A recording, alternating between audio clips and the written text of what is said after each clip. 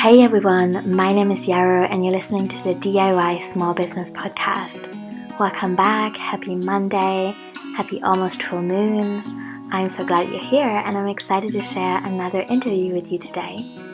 So this time I spoke to Sophy Dale, who's a really wonderful messaging and writing coach and who also runs the community Creatively Connected on Mighty Networks that I'm a part of and really love.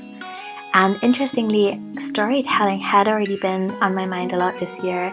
I've been thinking about the stories we tell ourselves, the stories that we collectively hold about what's possible or what's desirable or what success could look like. And so it's been really cool to dive deeper into that and to better understand why creative writing as a regular practice can be so powerful for entrepreneurs and really anyone, but we specifically talked about writing in business, and that's been really cool.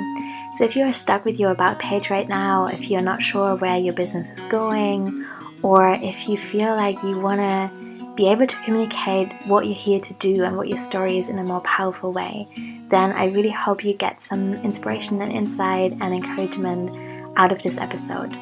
Just a couple of announcements from me. The first one is that on Wednesday, 2 days from today, I'm running a free workshop on business visions, which is going to be all about untangling ourselves from harmful ideas around scarcity and competition.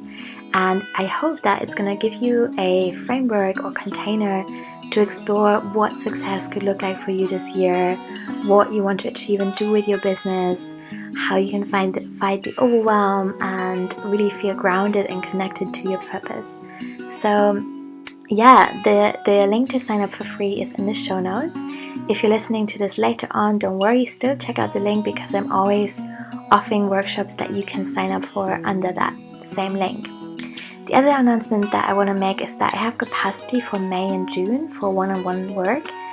So if you need a new or an updated work website, I would love to support you. Check out my site. You can learn more at yarrowdigital.com. And I also have space for retainer one-on-one support. So you can book 5, 10 or 20 hours to have me support you with things like social media strategy, branding and graphics and design, your overall vision and strategy, tech integrations, course launches or development, project management. And also just if you feel a bit lost in your business and you need someone to help you figure out what the next steps could be and what your technical and design and practical options are, I would really love to talk to you, and I will link to that in the show notes as well. Okay, thank you so much for listening, and I will send you off to listen to today's show now. Bye! Hey everyone, welcome back to the DIY Small Business Podcast. I'm really excited to share another interview with you today, and I'm speaking with Sophy Dale, who I met originally. I'm not sure in which online space it was now, but I remember immediately feeling like, this is a like-minded soul. Sophy has such a beautiful approach to coaching and supporting people, and especially to building community as well. She's running a network on Mighty Networks that I'm part of and really enjoy. And I'm just excited to speak to more people about the story of their business, because I remember that when I was in employment and dreaming about working for myself, I found it so hard to imagine what it could feel like and look like. So yeah, I want to bring you more of these conversations, and I'm really excited to speak to Sophy. Thank you so much for being here. Welcome. Can you tell us what you are doing in your business and where you live in the world? Sure. So I work as a business coach mainly these days, and also a writing coach and mentor.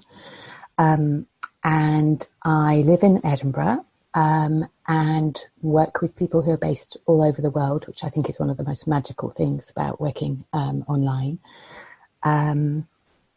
So yes, do you want a little bit more detail about what I do, or? Yeah, of course. Tell us more, because I think a business coach can mean so many different things, and I really, really love how you're approaching things and how you're working with people. Sure. Well, because my background is working, I kind of dotted around being an employee and being a freelancer, but working in the arts and in publishing for about probably about 15 years or so. So when I first set up in business, it was as a freelance arts project manager.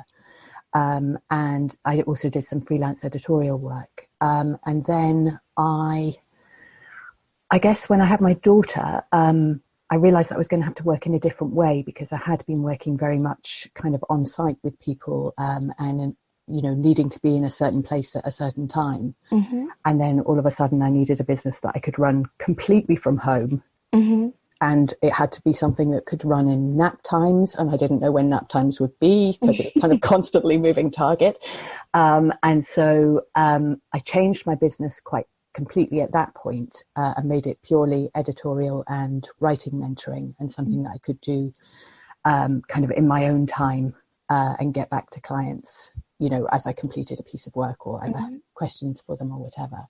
And I also needed that business to be quite flexible, because I had so little time. So I worked with a whole group of, through my previous work, I knew lots of writers and editors and literary agents. So I brought them on, so that when I didn't have time to take on a particular piece of work, I would pass it on to one of them. And that worked fine for a few years when my daughter was a baby and a toddler. But I kind of got frustrated with, I guess just a bit burnt out with trying to help people to get published in the traditional publishing world, which was the main thing I was doing, because it's just increasingly hard to do that, because publishing has changed so much. And at the same time, I had found it really, really hard to get my head around how to market yourself online when I set up this completely online business, and all that kind of, the hype and the manipulative selling and all those things that I know that you also find just as frustrating. And so it took me quite a long time to find my own way. But having found my own way, I found that then people started asking me about, well, how had I done what I'd done? And I don't know if that's how you got started with the kind of coaching, mentoring side of your business, but for me, it kind of just came out of people asking me. And so gradually over time, instead of being mostly an editor and writing mentor who was occasionally answering people's questions, I kind of morphed into being mostly a business mentor who I still do edit manuscripts, as in, novels and so on, every now and then, but it's not the main thing that I do anymore. That's so beautiful to hear. Thank you so much for sharing. And by the way, I would love to edit sometimes as well. I'm not a native speaker, and I did some translation work in my 20s, but this is kind of like what I imagine to do in a few years' time, maybe when I feel like a change. But no, not to worry. Anyone who's into my web design at work at the moment, I'm not going anywhere with that for sure.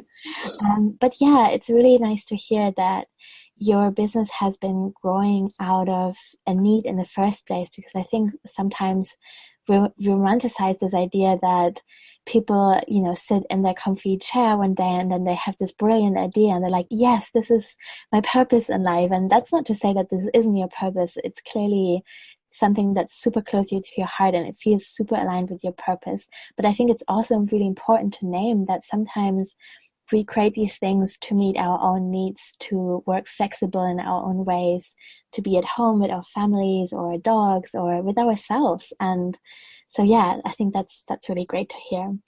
And I can also really see how your background in writing is weaving into your work now. One of the things on your website that I really liked is that you're talking about building businesses that honor people's true nature and that give people breathing space. Can you maybe speak a little bit more to that, of what that means to you and how you see that in your clients?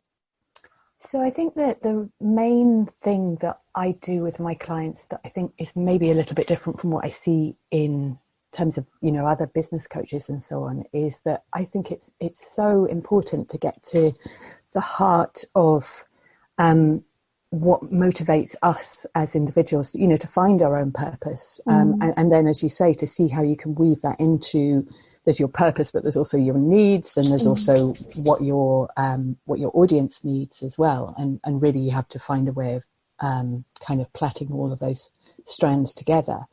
But the thing that I find is central and is sometimes missing for people, or it's just not quite in focus for them, I think, more than actually being missing, is really having a sense of what your own story is and what it is that makes that story unique, and what that means for your business. Because I think your audience is similar to mine in the sense that it's mostly solopreneurs. Mm-hmm.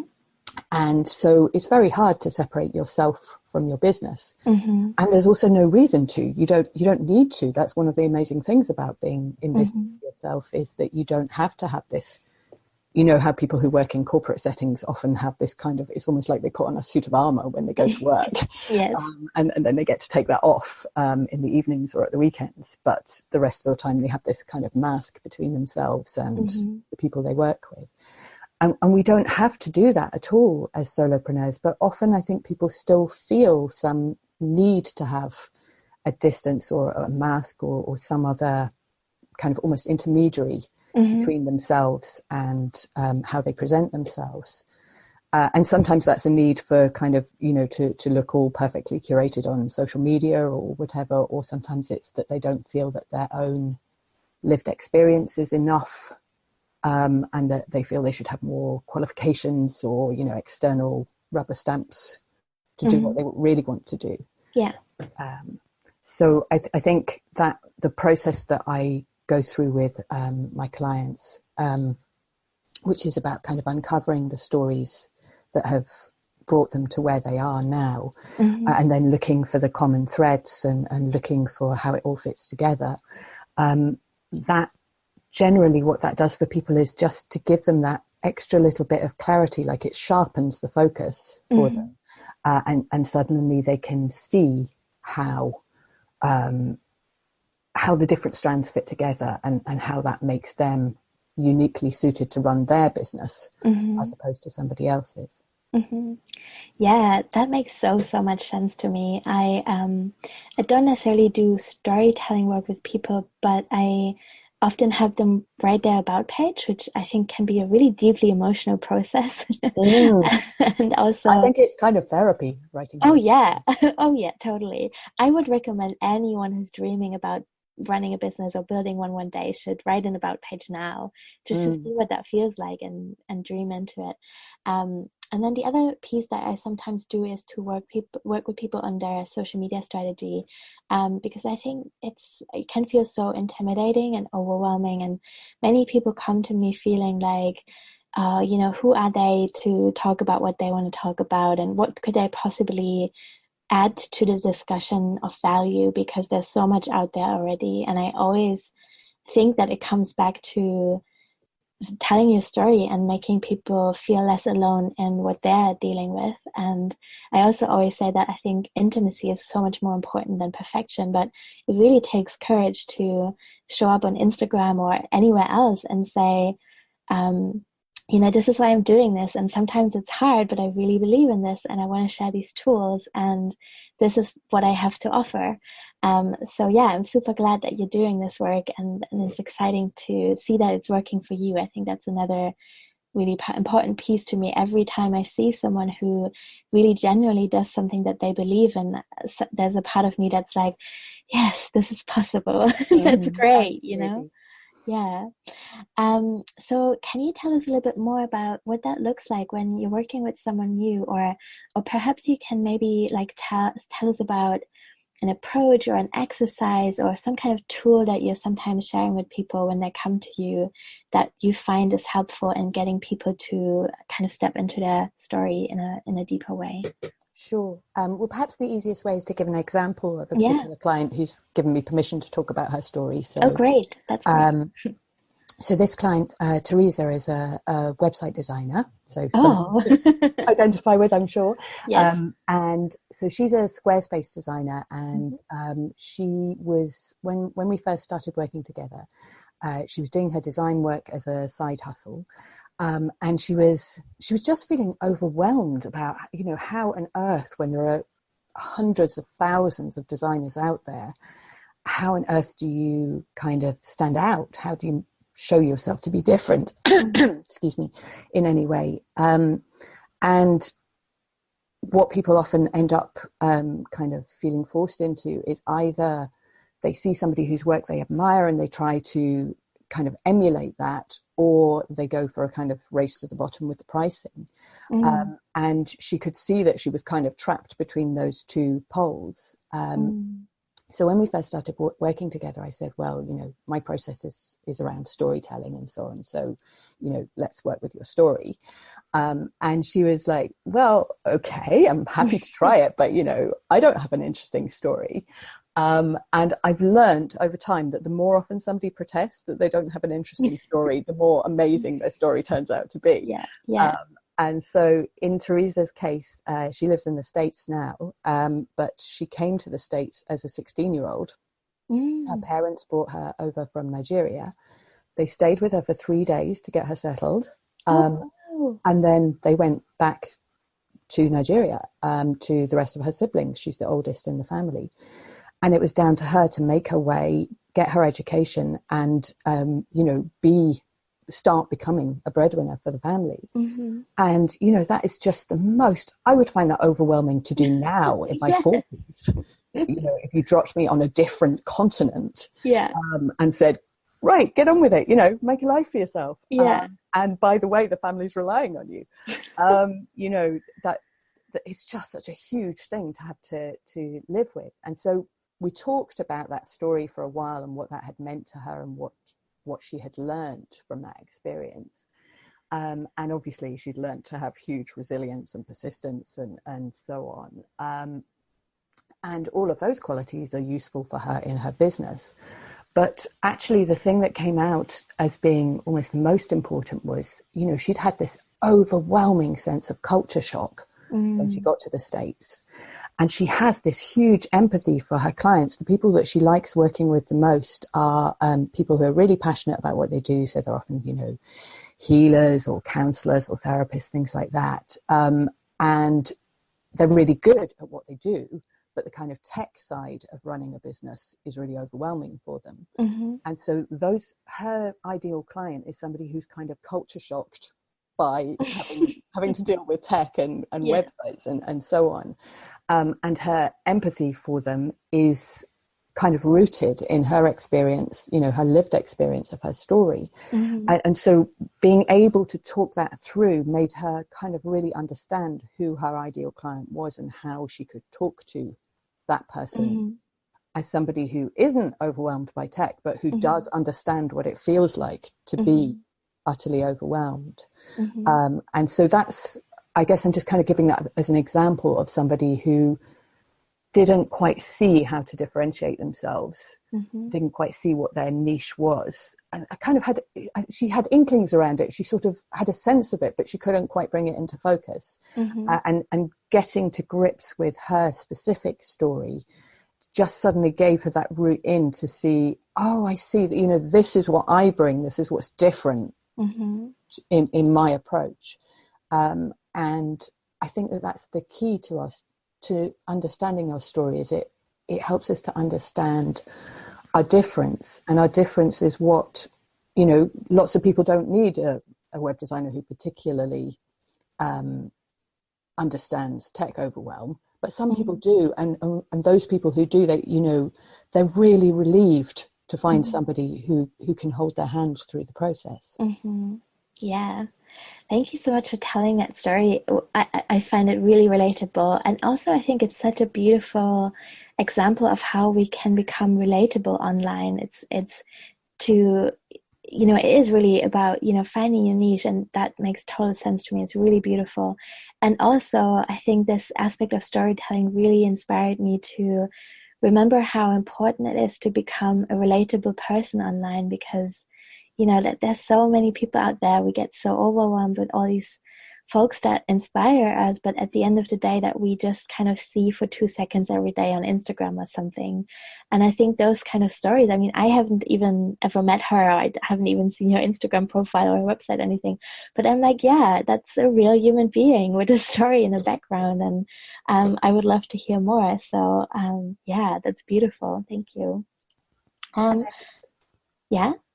Just, I guess one of my hobby horses is the way in which story evolved for us as human beings Mm. as a way of understanding other human beings and a way of understanding, like giving us access to experiences before we've had the chance to have those experiences ourselves. And so it's so powerful, and I really feel that people kind of skate over it and don't tap into it. And yet we're all, you know, even people who aren't, you know, not necessarily great readers and don't think of themselves as storytellers, you know, we all come home from work and tell people over the dinner table what happened that day, or, you know, tell tall tales in the pub, or, you know, everybody does tell stories. It is a skill that we all have. You just can't reach adulthood without having it. And yet we don't necessarily tap into it as much as we could. Yeah, that's super true. You're also helping people with their web copy, aren't you? And I think that's really beautiful work. And I often see my clients struggle. This is usually the place where I kind of pick up. I ask people to think about the pages that they'll need and kind of what kind of information they want to have on each of them. And then I take that content and kind of make my magic with this. But it's a tricky place to get to in the first place. Yes. So yeah, what is your approach with that? How is that usually working when you're working with clients on that? So we start with that same process of uncovering their stories first, because then once you have those stories, you can weave them into, because obviously there's all kind of information that you need to have, you know, on your Work With Me page or your services page or whatever. But that information is brought to life by weaving stories through it. And so it's kind of the same process. It's just the second step for me in that process is if somebody does want to go on and do a full kind of web copy package with me, then we still come at it from that same kind of story-centered process. Yeah, that's great. Thank you. Another aspect of your business that I'm excited about is the community that you're creating on Mighty Networks. Can you tell us a bit more about the intention that you started that with and why you chose Mighty Networks, which I'm using as well, by the way, so I really love it. But I would love to hear from you how you came to choose that place and what it means to you now. Well, I suppose the first thing to say is I didn't actually have an intention to set up a community to begin with. So what I originally intended to do was just to run a sort of pop-up 1-month community project, which was around freedom and what freedom really means in online business in particular. And that's really when you and I started to get to know each other better, was because I'd asked you to be one of the contributors to that project. And so running that project for a month and just having just a Facebook group for that project for that period really kind of brought home to me that I was missing, like I love doing one-to-one work and I don't ever want to not do it because it does give you that kind of depth and I guess intimacy that working with somebody one-to-one that is hard to get in the same way in any other form. But I hadn't quite realized how much I was missing having also the community dimension. And so just having that experience over the month of all of those voices and people able to support one another was really, I just found it really exciting and inspiring. And on top of that, I suddenly saw that I'd been struggling for ages to find a way to make what I did more accessible price-wise, because one-to-one work, it just is quite intensive, like time intensive. And so it's hard to make your pricing fully accessible. And yet there's a whole pile of people who don't necessarily need that in-depth help. But they do need to feel held and supported and to be able to support one another. And that kind of group dynamic gives you something different from what you can get working one-to-one. And so just as the project was drawing to an end, it kind of dawned on me that I could just, have this be an extra strand of my business. And I was vaguely aware of Mighty Networks and have been part of a community that was run on it.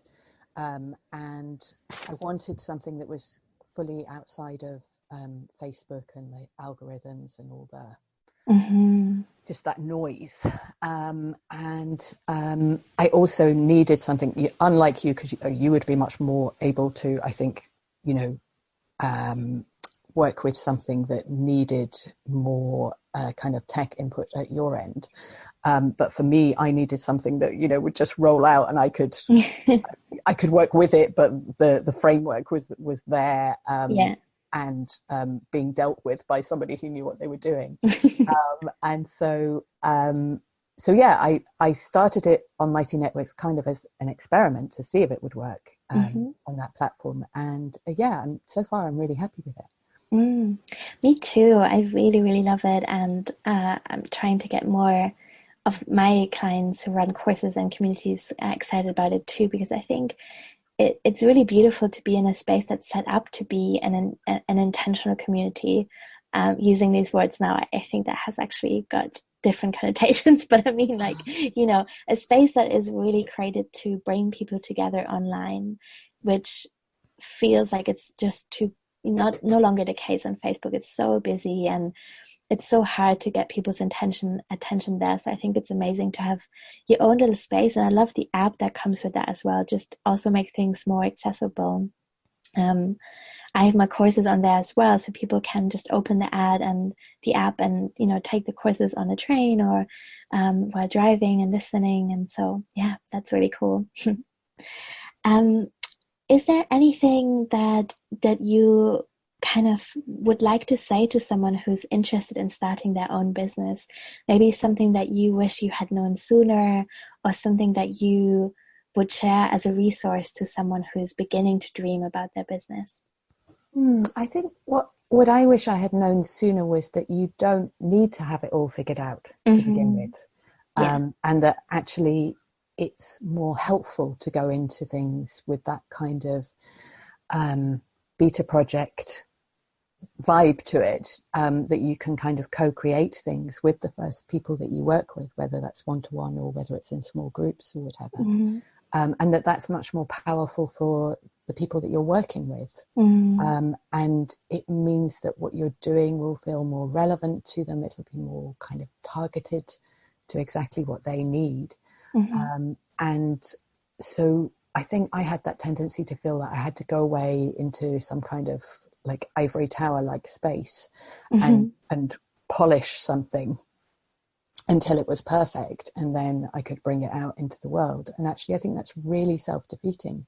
And it's so much more helpful to work with people. Like when you first start out, work with people for free if you can, especially if you're starting something as a side hustle to begin with, and just give yourself that space to experiment in and find out what people actually need, and also find out what you personally actually love doing, which might not be quite what you think that's you'll love doing. And just allow yourself, if it's at all possible to do, continue to work full-time or part-time so that you keep the financial pressure off the business in the early days, and give it the kind of time and space to start to show what it can be, without forcing it. Because I do, I guess the metaphor of a business as a kind of gardening like process can be a bit overused, but you can't plant a seed and then keep shouting at it like grow, be a tree, and if it's not a tree immediately, you think you've failed. It just doesn't work that way. It does need time, and the right conditions.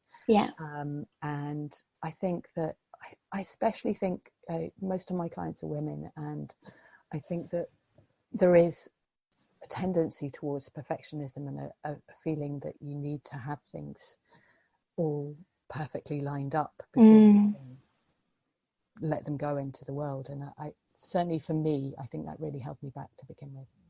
Yes. And it's so beautiful to share that process and be transparent about that as well. I think, like I said, I really love being in a newsletter, and I loved kind of being part of the early days of that pop-up community and then seeing how things unfolded. And I never had the expectation or the desire to hear this perfect story of how you one day woke up and it was already there and perfectly formed. It's so beautiful to take people on that journey and say, I've planted the seed now, and this is what I'm going to do next, and I'm like allowing myself to experiment and play here. Let's see what happens. Let me know what you think. What would you want me to do, and so forth. So yeah, that's beautiful. Thank you. Before we go, what are you currently offering and where can people find you? So at the moment, I'm either working with people one-to-one doing the story power work, which is really what I was talking about earlier in terms of uncovering the story at the heart of your business, and the web copy work, or just one-to-one mentoring with people. And then all of that can be found on my website, which is sophydale.com. And the other thing that I'm doing is running the community, as we were talking about. And the community, again, if you go to my website, there's a community tab on it, and that's the quickest way to get there. It's called Creatively Connected, and it's for creative entrepreneurs. And it's a mixture of writing support and business support, which again is something that's kind of evolved. Initially, I was thinking of it as just being business support, and it still has quite a strong dimension of that. But the writing support kind of crept in there, and so now it's both. Yeah, that's beautiful. I think writing is such an important part of being in business, because we're making so many micro decisions every day. And I think that the process of writing, even just for yourself, is so deeply helpful to be present with the options that we have and to get really clear on what it is that we want and to feel connected to our intuition as well. Absolutely. I mean, when you were asking earlier about resources for people, I mean, at any stage in your business, I think if you can bring a habit of journaling daily into how you work, whether that's right at the beginning before you've even started, journaling can be a really great way to start kind of uncovering what it might be that you will do. But then, however experienced you are in business, and however many other people you have to talk to in terms of, mentors and peers and colleagues and so on, the one voice that you want to be sure that you listen to every day is your own, and tuning into your own intuition. And I mean, one of the sort of prompts that I use when I'm journaling sometimes is just, what's really going on here? Because sometimes, especially if I feel a bit stuck, what I would say if you ask me is, well, I don't know why I'm stuck. Generally, you do know. Do you know what I mean? It's just slightly buried. And so even writing out for yourself the question, what's really going on here? Or what do I think is here under the surface? Yeah. It's amazing. It's just enough to unlock for you. And it's such a resource, and it's essentially free. And it doesn't have to take very much time. 10 minutes a day can make a huge difference in terms of just keeping you kind of in tune with yourself, and not letting your voice get drowned out by all the other voices that we're exposed to on social media and clients and colleagues and so on. It's not that those other voices are not helpful, because often they are really helpful, but you can't let them take precedence over your own voice. Yes, that is so true. Thank you for sharing that. I'm really glad we talked about that too, because I think that is such an important piece. Thank you. So we're going to add your links to the show notes as well, just in case anyone didn't catch this. And then people can check you out that way. Thank you so, so much for being here today. I really loved talking to you. Oh, thank you very much for having me. Thank you.